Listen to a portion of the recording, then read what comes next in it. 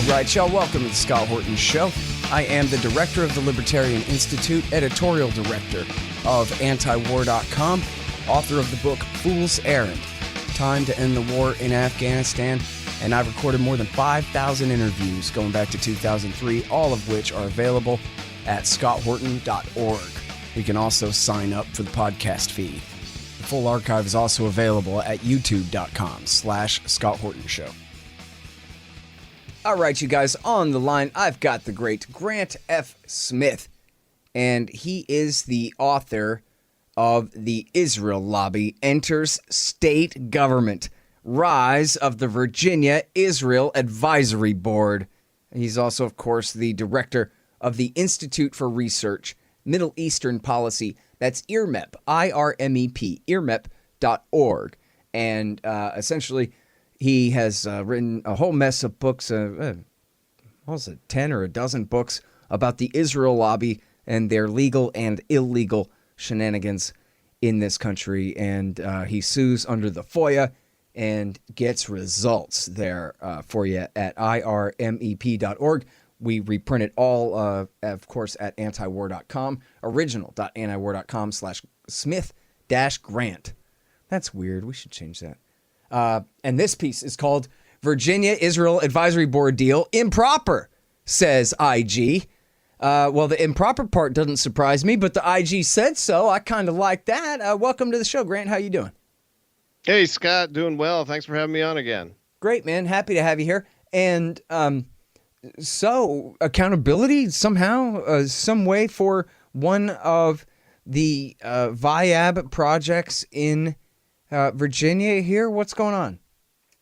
Well, the word accountability doesn't appear in the piece, Scott. So here's what happened. As you know, over the last year, I've shifted from looking at the Israel lobby at only the national level, mainly AIPAC in Washington and hundreds of organizations that roll up into it. But in this drill down into Virginia, it's all about looking at the only taxpayer-funded state government entity that works exclusively to deliver benefits to Israeli companies that want to do business in the U.S. And this is a huge thing right now because particularly on the defense side, Israel no longer gets a huge sum of cash every year as part of their $3.8 billion in aid. And so they're opening up subsidiaries in the U.S. to continue to get some of that work in new markets. So Virginia, what's happening is the Virginia Israel Advisory Board is tapping state resources, kind of the way AIPAC taps foreign aid packages from Congress. Except in the case of the state, you've got big pools of money like the $1 billion Tobacco Region Revitalization Commission, which is doling out Virginia's share of tobacco liability settlements. You've got the Coalfield Economic Development Commission. You've got the Governor's Opportunity Fund. So basically, this drill down into this aspect of an Israel lobbying organization that not only does kind of what AIPAC does at the congressional level, but it's actually part of government. And what happened was, a state inspector general responded to a complaint to their fraud and abuse hotline about the Virginia Israel Advisory Board's. Oh, who might have made that call?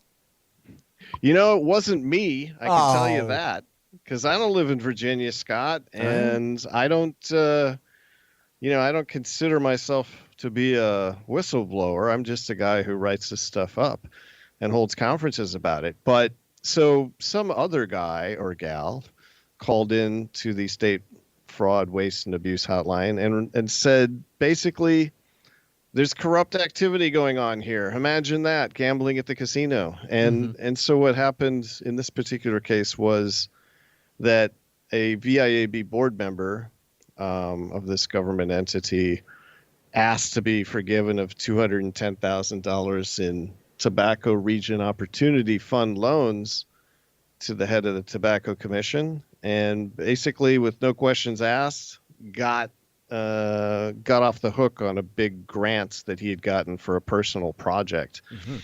So this whole report that came out today in antiwar.com, Virginia Israel Advisory Board deal improper, isn't about accountability. It's more of a, I would say, warning sign that things are getting worse and that this is what happens when you kind of allow the Israel lobby, which normally functions outside of government, although it's hard to tell the difference sometimes, what happens when it actually becomes part of government. Mm-hmm. And in this case, there really wasn't any accountability. And it's clear from the Virginia media that nobody took notice of any of this, and there haven't really been any signs that it's going to change the extremely tight linkages between VIAB, the state funding pools, and the people who are behind VIAB. So it's a really interesting story. That's completely crazy. The way that they get away with this stuff. Let me ask you: is there a law in Virginia? Do you know that would say that if the IG finds that something improper has happened, that then something must be done about it? The Attorney General has to pursue something, or a congressional committee must come to order to examine it, or some kind of thing based on that? No, there's not really any sort of process. What happened in this case was the IG said, look, you just gave money to this VIAB executive to get out of his personal obligations, and you didn't go through proper channels. You should have gotten your board, your executive committee, to approve this, and they only not didn't approve it. They suggested that he pay the money back. And so in this case, the inspector general sent a letter to the same guy who did the dirty deed and said, mend your ways. And he sent a letter back saying, yes, rules were broken, promise not to do it again. And it's not even clear he told his executive committee. It's not clear that the process, it is clear the process is not going any further. But so the corruption in this case, though, is interesting because this VIAB board member, Charles Lesson, tried to bring in an Israeli biodiesel company to set up and start turning waste into fuel. And the whole thing blew up when oil prices collapsed. But rather than repay the grant that he got to set this up and create jobs and capital investment, he said, look, here's a list of other projects that I'm involved in. Now, this is not as an investor, not as somebody who's got any stake, just stuff that the Virginia Israel Advisory Board is doing on the taxpayer dollar. And he said, because all these projects are moving forward, you should forgive me of my personal loan. So it's kind of the ultimate privatization of profits, socialization of losses type situation. The sort of inside corrupt government business dealings that you don't want. Mm-hmm. And yet he got that signed off because, he's not really an arm's length party. He's a fellow government official because he's a member of this board. And the Office of Inspector General understood that in the language of these grants that they're doling out to do economic development, everything from kayak manufacturing to tourism to microbreweries, this Tobacco Commission wants economic development in the tobacco region, which has been devastated economically, and they're doling out this money to start legitimate businesses. Well, what Lesson did was basically say, because I'm a government official involved in these other projects through VIAB, forgive me of my personal loan, and they did it, my personal grant, and they wrote it off. Nice. And even though it specifically says in these grant contracts you can't do that, the Inspector General didn't even tackle that part of it. So this article is really about the failure of the system sure sounds like it. to rein this in. But it is a warning sign, I think. I think Virginia, after looking at it, is probably a test case. I think it is going to be another one of these government units set up in California. Absolutely sure it would happen in New York, which is a, obviously vital port and financial services and all sorts of industries. I think this is the model. And the connections between APAC and VIAB are extremely tight. They've just brought on board a new board member who's also involved with APAC at the national level. They have APAC initiatives that they bring in to try and pass, anti-BDS laws and other government sort of executive orders that are modeled on what's going on at the national level. And so, it's like a mini APAC that is inside the government and linked into this larger national organization. So it's a very interesting test case. Nobody's writing about it. Nobody's covering it. Basically, all you see in the Virginia press are press releases for, projects that they're launching, saying this is going to be the greatest thing since sliced bread. Oh, we're dumping more money into Sabra hummus so it can, dominate the U.S. market and put the homegrown hummus makers out of business. Oh, we're going to put in a fish farm into Tazewell County so we can grow salmon. And, projects like that are not economically viable. And basically, the Tobacco Commission's already put a couple $1 million into that. If they fail, they simply say, well, that's too bad. And they, again, socialize the losses. So it's like this, I don't know, bad company generating entity, because the whole goal of it is to get Israeli companies into the market. It doesn't have much to do with, what the private market would do and private investors who are risking their own money. It's kind of like, well, this is state money anyway. Let's see if it works. If it does, we'll make a lot of money. If it doesn't, the taxpayers can eat it. Yeah. It's pretty bad. Hey guys, just real quick, if you listen to the interviews only feed at the Institute or at scotthorton.org, I just want to make sure you know that I do a Q&A show from time to time at scotthorton.org/show, the old whole show feed. And so if you like that kind of thing, check that out there. Hey guys, here's how to support this show. You can donate in various amounts at scotthorton.org/donate. We've got some great kickbacks for you there. Shop Amazon.com by way of my link at scotthorton.org. Leave a good review for the show at iTunes and Stitcher. Tell a friend, I don't know. Oh yeah, and buy my books, Fool's Errand, Time to End the War in Afghanistan, and The Great Ron Paul, The Scott Horton Show Interviews 2004 through 2019. And thanks. Hey guys, check out Listen and Think audiobooks. They're at listenandthink.com and of course on audible.com. And they feature my book, Fool's Errand, Time to End the War in Afghanistan, as well as brand new out Inside Syria by our friend Reese Ehrlich, and a lot of other great books, mostly by libertarians there. Reese might be one exception, but essentially they're all libertarian audiobooks. And here's how you can get a lifetime subscription to Listen and Think audiobooks. Just donate $100 to The Scott Horton Show at scotthorton.org/donate. So here's what I'm wondering the whole time you're talking. What about all the other millionaires and billionaires in Virginia? Aren't they mad as hell that a foreign government and its crony companies are being given this kind of advantage against them by their own state government? Because I'm pissed off and I don't have a dime to lose. Well, they're pretty tied into the, shall we say, local state elites. I mean, so they're all on welfare too and don't want to rock the boat.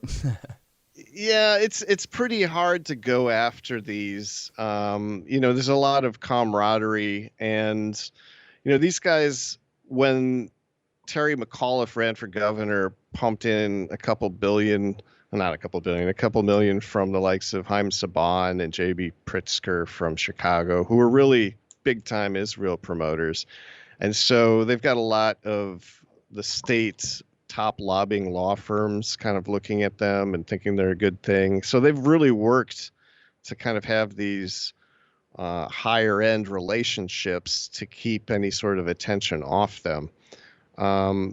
So it's, there's some grassroots opposition with Energix in particular, this Israeli solar energy company that wants to build out utilities.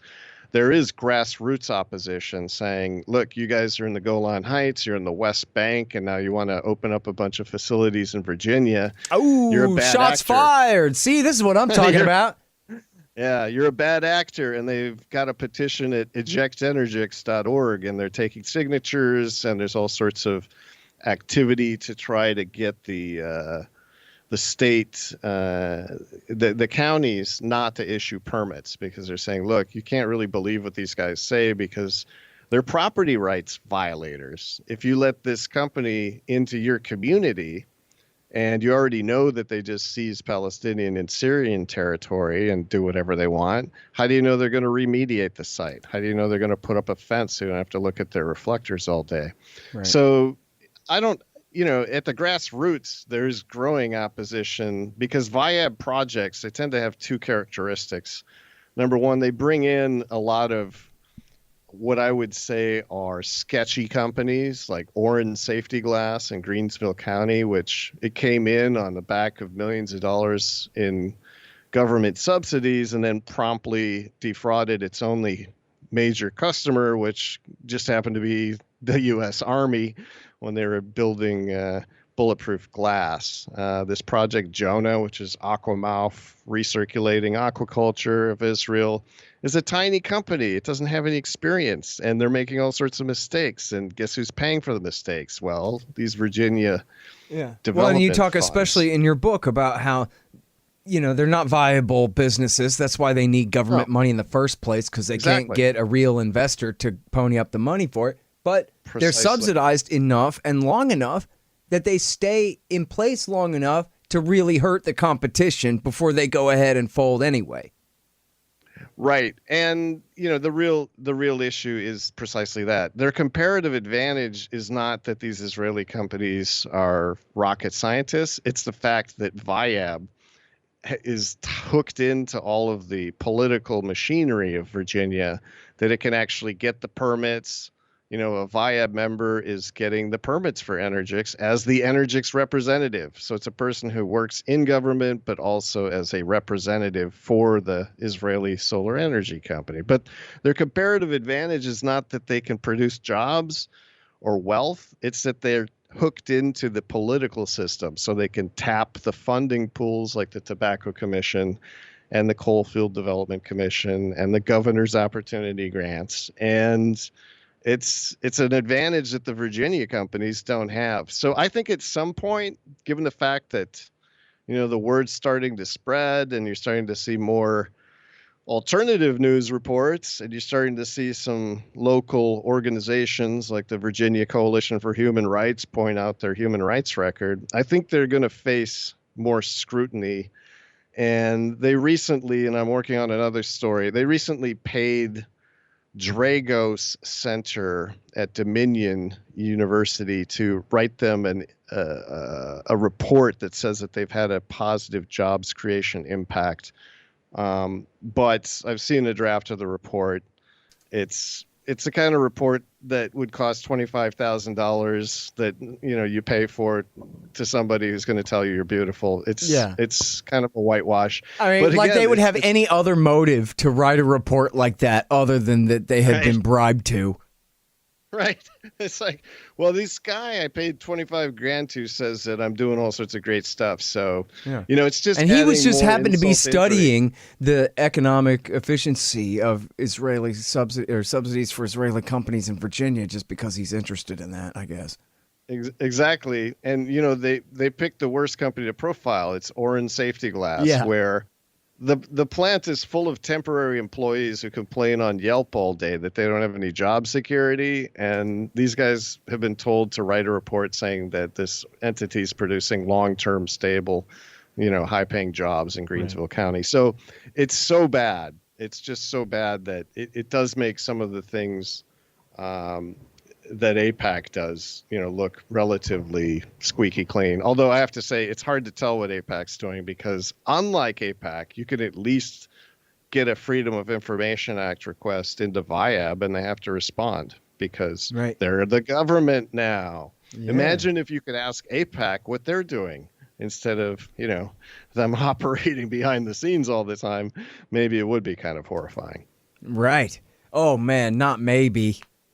We've seen whatever little bit we've ever seen from behind the scenes at APAC. It's an absolute horror show there, right down to the mess on Steve Rosen's floor. So Right. You're right. Boy, You're I right. don't The want to only- know, but I kind of do. Like peeking through my hands while I'm also blocking my eyes at the same. Or sorry, I screwed that up. Right. Peeking through my fingers while I'm blocking my hand with my eyes at the same time. Right. What does come out on rare occasions is horrifying. So this is another horror show. And again, it's got this really interesting angle. I recommend people read the report. It's had to get the report done, it took a ton of Freedom of Information Act work. It's building on the book that we put out last year, which is all about VIAB, called The Israel Lobby Enters State Government, Rise of the Virginia Israel Advisory Board. It's in paperback. It's an audio book. Yeah, virginia.israellobby.org.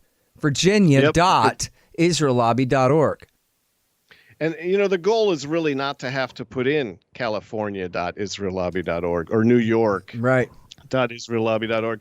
I mean, hopefully people become aware enough of the inherent flaws. I mean, this ought to be a huge story. You're my favorite, Grant, but you shouldn't have to, get out of bed in the morning for this one, because every major financial paper in America, for example, the Wall Street Journal and Forbes and all these guys, should be all over this to the nth degree. And where are they?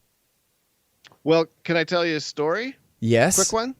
Please. Let me tell you where they are. They're too broke to do it because the Associated Press, a reporter, saw something that absolutely triggered him. And he sent in a Freedom of Information Act request to VIAB requesting all of their official and private email correspondence for 2 full years. And he said, this is a story that's got legs. I want to know what's really going on. VIAB said, sure, you can have all that email, but it's going to cost you $4,000 and it's going to take us at least a year to do it, or some long period of time. I'm sure on the 4,000. And the guy said, oh, you know what? Forget about it. And he went away. Yeah. And that's with the AP behind him. That's with the Associated Press. He can't get a measly $4,000. No, I don't want to be the only one on this story, but they don't really want to be reported on either. So it's they've been allowed to get away with that kind of thing. They really, until recently, they haven't even had any FOIA requests come in. But the ones that they do get, they've ignored 2 of mine. They successfully batted that one down. They've got on the outside a huge law firm that's helping them with their FOIAs. And the reason they're helping them with the FOIAs is they want to do the projects, they want to do the contracts, the permits, the lobbying, and they're in tight with VIAB. And if what it takes to keep the gravy train going is to swat down FOIA requests, then by God, these law firms are going to help them do that. So it's a real incestuous, toxic cesspool of corruption in Virginia. And, what it's going to take for this to turn around is for people to start taking it seriously and stop ignoring it. Yeah. Well, I just love it just because of how goofy and crazy the whole thing is, that you would even have such a thing at all, and that then it would become a literal part of the Virginia government, and that it would have as its only job putting Virginians out of business in favor of Israeli companies that can't hack it without the subsidies anyway. I mean, well, if I made this up as a TV show, you'd say, come on, this is no good. I'm going to channel Philip Weiss right now and say, well, what do you think, Scott, sitting in Texas? Do you think this thing would fly in Texas now that you know something about it? Yeah, sure. I mean, nobody tell John Hagee I said so. It'll be a done deal. In fact, there may already be one here as far as I know. Do you know that there ain't? I know that the head of the Virginia VIAB, Dov Hawk, used to run a chamber of commerce in Israel, Texas Chamber of Commerce. I think it was called Connects. And, the reason he went to Virginia was they couldn't set something like this up for Texas, as far as I know. Well, this is the same puzzle. I'm talking with Dan McAdams earlier about the China policy here, where I go, look, I understand some shipbuilders and some the Navy and the Marines especially, and these other vested interests have a vested interest in this. But where's the Sure. rest of big business that has a huge interest in peace? You know, well, same thing for Virginia. Okay, the Israel lobby is powerful, and you don't want to mess with them and get called an anti-Semite or have your company dragged through the mud on Twitter or whatever kind of thing it is or something. I understand that, but at the same time, how many multi-billion-dollar corporations are based in Virginia that have to be absolutely, smarting about this, mad as hell about Well, this? And then I think the yeah. only question is, when you ask me about Texas, the only question is, are there enough independent and rich enough businessmen and corporations in America, in Texas, who already have enough political power, who would also be angry enough that they would be willing to fight about it and have the power to stop it? And that's the only question really, is the people who are getting bulldozed here, are they Hmm. mad enough that they're willing to take the risk of going to battle over it, Right. And I Right. like to Well, think that the answer is in Texas, that, yeah, there are a lot of mean sons of bitches who are not going to give way to something like this, but I don't know. yeah. Well, I think this is what makes the APAC angle interesting. So, the way Viab was set up, um, and the way it continues to interconnect with APAC means that if you were, for example, Raytheon or Northrop Grumman, and you lifted a finger against VIAB and it was channeled back to APAC, you might find that your next major defense contract earmark might suffer a little bit more opposition or Yep. something like that. So Hey, I and that think ain't no that's BS. really That's what's, exactly yeah, right. All right. Yep. and that's what they're going to be thinking about. So, in the book, I profile this poor upstart tilapia farmer, and after an APAC junket to visit this recirculating aquaculture entity, the Tobacco Commission gave some millions to develop an aquaculture facility to compete with this tilapia farm run by an Israeli company, and APAC was directly involved in squiring around county representatives and helping Viab seal the deal on their free money. And so they're there. This is like an extension of their power into state government. So, it's, and this aquaculture company, Ridge Aquaculture, it doesn't have any power. It's these guys, this is a Right. very low margin business. And these guys are innovators. They've been around a lot longer than the Israeli company. And they were carefully looking at these developments 150 miles to their west with much fear, because this is what happens. I mean, they can sweep in, and if they're successful, they basically put the local guy out of business. And it happens at the national level, too. The whole Sabra hummus case is a case in the Sabra hummus people getting so much advantage in the U.S. market with free money that they managed to steal market share from Cedar's Mediterranean Foods of New England, which was pretty much on par with them until they started getting the free money and market access that the state of Virginia was doling out. So, it's a real, it's not it's not the free market, that's for sure. It's definitely, hey, let's see how we can bulldoze anybody who can't stand in our way on the back of lobbying, inside influence, and I would say corruption. But that's what this whole case is about. Yep. This case is really about the IG revealing that they can't do anything about the corruption. Right. While the rest of us got to be wondering how the government of Virginia has the authority to do any of this for the Israelis in the first place. They could just create an advisory board that can just dole out favors like an Afghan warlord, and there's no Yeah. accountability whatsoever here. No, none, The none. And it's because Commonwealth of Virginia, blah blah blah, is no different than Kandahar. it's not an advisory board, number one. It's really a stealth export promotion board for Israel, except it's paid for by Virginians. It's it's an operation that has no known model except for when foreign countries like South Korea want to sell automobiles to the U.S., they set up an export promotion board paid for by their country and then try and export into the market. Well, yeah, so many things related to Israel are, it's the U.S. paying for this export promotion board, not the Israelis. So it's a fascinating case of a government business lobbying behemoth that's coming onto the scene and pretty much having its way with Virginia. I'm worried that we're going to shake the earth off its axis. The whole audience listening to this all at the same time, just shaking their head incredulously. No, this can't be right. They'll cancel each other out. Yeah, I hope so. Yeah, everybody get off rhythm with each other. And one will shake right, the other shake left. There you go. So. God dang, man. You zig, I'll zag, and we'll stay in orbit here, right? All right. Well, listen, great work as always, Grant. I don't know what we'd do without you, man. All right. I'm here where the AP is not. Yes. Thank God for that. And again, that is irmep.org, earmep.org, the Institute for Research, Middle Eastern Policy, and of course at antiwar.com. The book is The Israel Lobby Enters State Government, Rise of the Virginia-Israel Advisory Board. He didn't like my subtitle, which was, you guys aren't going to believe this shit. But he went with Rise of the Virginia-Israel Advisory Board there.